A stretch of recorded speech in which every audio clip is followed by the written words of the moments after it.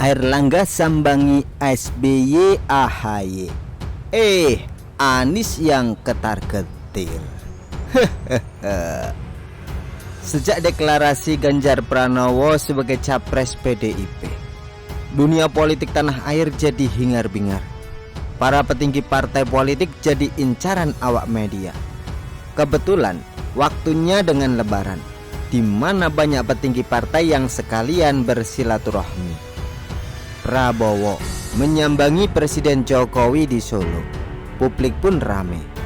P3 mengumumkan dukungan terhadap pencapresan Ganjar. Media juga ramai. Lalu para ketua umum Koalisi Indonesia Bersatu KIB bertemu. Publik ramai lagi. Apalagi awalnya ada rencana Prabowo bergabung untuk bertemu dengan para ketua umum partai KIB ini. Namun gak jadi ya. Dan yang terakhir, kemarin itu Ketua Umum Golkar menyambangi SBY dan AHY di Cikeas. Publik pun ramai lagi. Koalisi Perubahan yang mengusung Anies sepertinya mulai tenggelam dalam pemberitaan. Sebelumnya, pemberitaan politik seakan terpusat ke sana. Terpusat ke kegiatan Anies bersafari politik ke berbagai daerah. Terpusat pada pilihan-pilihan cawapres buat mendampingi Anies. Terpusat pada kapan Koalisi Perubahan mendeklarasikan Anies secara resmi. Namun sekarang, partai-partai politik lain seperti PDIP, Gerindra, Golkar, P3, PKB, PSI, dan lain-lain yang meramaikan pemberitaan media. Apakah ini pertanda bahwa Anies mulai meredup, mulai tidak menarik? Kemarin, Sabtu tanggal 29 April, terjadi sebuah pertemuan yang menarik, yakni antara Ketua Umum Partai Golkar Airlangga Hartarto dengan SBY dan AHY di Cikeas. Beberapa hari sebelumnya, P3 menggelar acara deklarasi dukungan terhadap pencapresan Ganjar Pranowo.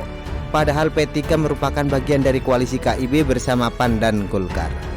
Mengenai nasib koalisi KIB, ketika ketua umumnya sudah melakukan pertemuan pada hari Kamis lalu, 27 April. Hasil dari pertemuan ini menyatakan bahwa KIB tetap solid dan tidak bubar, walaupun P3 sudah mengusung Ganjar sebagai capres.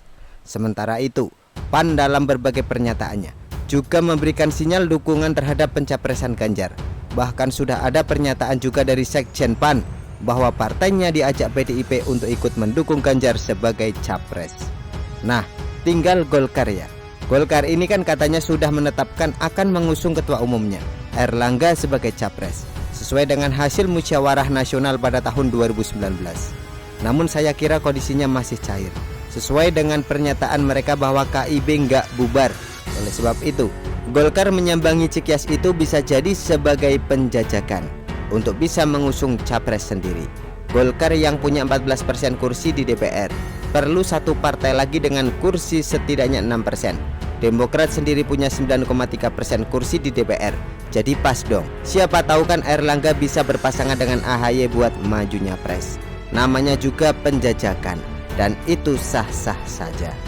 Saya tidak mempertanyakan mengapa Golkar sepertinya mendekati Demokrat. Saya justru tertarik untuk mengetahui mengapa Golkar tidak mendekati Nasdem. Kalau kata Airlangga, pasca pertemuan dengan SBY dan AHY, memang ada kebersamaan antara Golkar dengan Demokrat. Ketika SBY masih menjabat sebagai presiden, walaupun ada perbedaan politik, namun sesudah Pilpres, silaturahmi dan komunikasi antar partai politik harus tetap dilakukan. Saya kira ada faktor Anies yang menyebabkan Golkar lebih fokus ke Demokrat. Nasdem kan sudah jelas mengusung Anies, sedangkan Demokrat walaupun berada di sisi oposisi, namun ternyata tidak tunduk pada Anies. Saya kira Golkar masih melihat adanya fleksibilitas di sisi Demokrat. Apalagi AHY sempat disebut namanya oleh Presiden Jokowi sebagai salah satu capres-cawapres 2024. Tentu saja waktu itu nama Anies nggak disebut ya.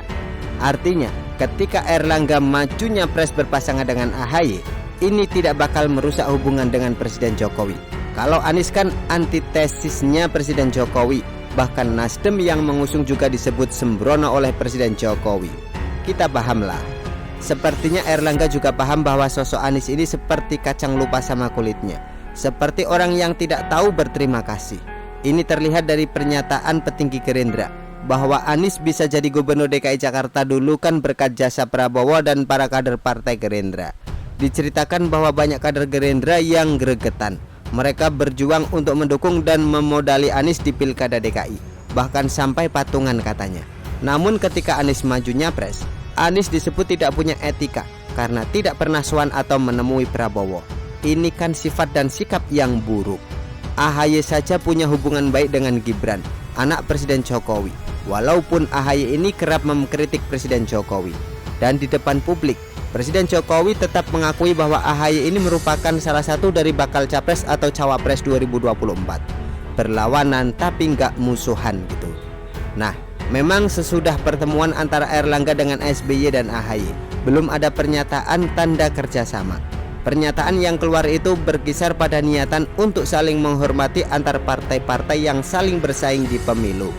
Namun, AHY sempat menyebut bahwa Demokrat membuka diri selain dengan koalisi perubahan.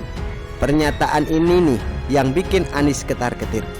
Waduh, jadi masih ada kemungkinan dong Demokrat bergabung dengan partai di koalisi lain, dan pastinya tidak mengusung Anies. Gimana nih nasib Anies? Ternyata piagam koalisi yang sudah ditandatangani itu tidak menjamin bahwa partai-partai koalisi perubahan bakal terus bersatu. Perpaduan antara Nasdem dan PKS saja tidak bakal bisa mengusung Anies nyapres karena belum mencapai angka presidensial threshold 20%. Mana angka perolehan Anies di berbagai survei sepertinya tidak maju-maju, selalu berada di posisi ketiga. Anies pun bingung. Mungkin Anies harus segera merayu Demokrat ya, supaya nggak pindah ke tempat lain. Kita lihat saja perkembangannya. Kasihan kan nasib Anies mendekati Pilpres? Begitulah kura-kura. Artikel diambil dari syukur.com, ditulis oleh Dina Nur. Bagaimana menurut Anda?